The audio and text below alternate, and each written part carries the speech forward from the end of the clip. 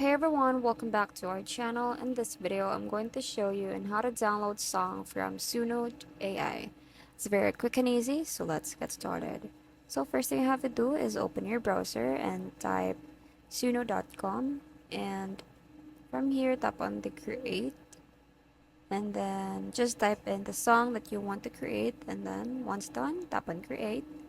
And as you can see in here, it's already creating. So pick any song and then tap on the three dots, and once you tap on that you'll see a download button. You just have to tap on that, and as you can see in here you can download a video and an audio.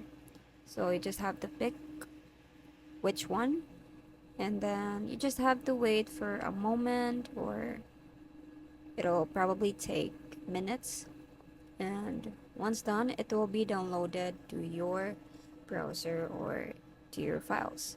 And that's it. I hope you found this video helpful. Thank you for watching, and I'll see you in the next one. Bye.